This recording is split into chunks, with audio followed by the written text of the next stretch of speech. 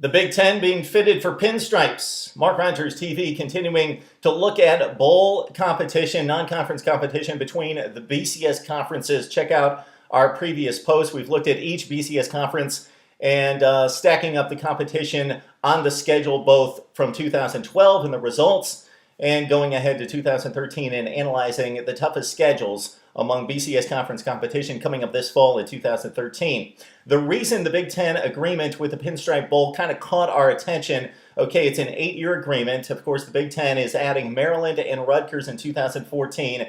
So they're going for the Beltway, they're going for the East Coast, they're going for the big markets in New York City, Washington, D.C., and Baltimore. So it makes sense to play a game at Yankee Stadium in the Pinstripe Bowl and to further magnify that presence on the East Coast and in particular the nation's #1 market and TV market, New York City. Okay, that all makes sense. It's a decent bowl game. I think what really pays off for the Big Ten here is the conference plays too many games, too many bowl games when other bowl games are on, and specifically against itself on New Year's Day. This is a game that's played exclusively by itself, ESPN, afternoon game a couple days before New Year's Eve, and it's got its own time slot typically and is basically not overlapped by other bowl games, the Pinstripe Bowl. Okay, that makes sense. The agreement with the ACC makes sense. The Big Ten had no other bowl tie-in with the ACC prior to this.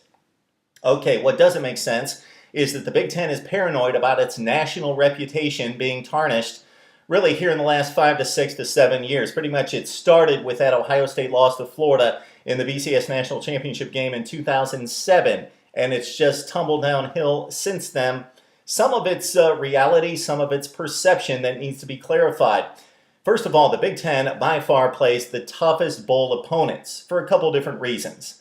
Like the SEC, they're the only two conferences that almost always place two teams in the BCS round.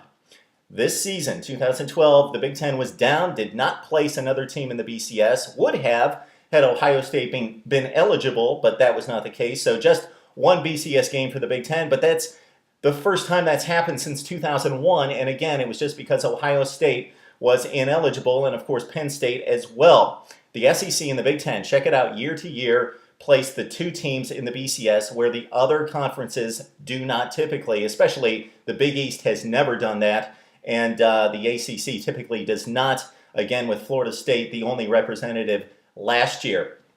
So what also happens in the Big Ten bowl scheduling is that it's the only conference that plays 3 automatic games against the SEC, and 2 of those games are high-level games. The Capital One Bowl and the Outback Bowl. Those are the first 2 slotted games for the Big Ten, and generally the SEC after the BCS games. So you're playing top 10 opponents if you're a Big Ten team every year against the SEC. No other conference plays that kind of competition. So for example, even though the Big Ten did not place that second team in the BCS last year, guess what?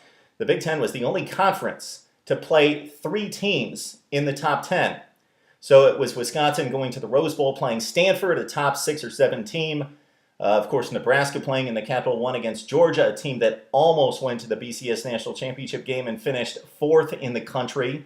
And then it was, of course, the third game, Outback Bowl, Michigan and South Carolina. South Carolina finished in the top 10 against a Michigan team that barely made the top 25. So those are the kind of matchups the Big Ten has faced.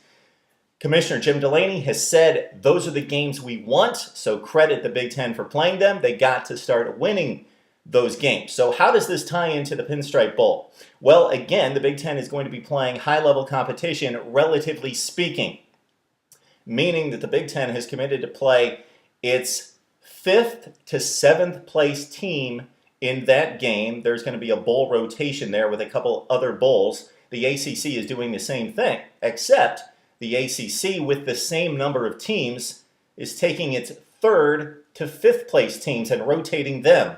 So the Big Ten, again, is going to play a team that's a slot higher, maybe 2 slots higher, maybe its 5th best team against the ACC's 3rd. No problem with that unless you're concerned with your national reputation and creating bad matchups for your conference. And really, it should be a level playing field when you're talking about a BCS conference team playing another BCS conference team. It's one thing when the 8th or 9th or 10th place team in the Big Ten plays in the Motor City Bowl against the MAC 1 or 2 seed. That's a different scenario, but in the BCS, it should be level. And again, it's not going to be. It's going to be a Big Ten 5, 6, or 7 against an ACC 3, 4, or 5. My take on the latest Big Ten move, that's in signing an 8-year deal with the Pinstripe Bowl. Need to hear from you, college football fans, right here on Mark Rogers TV.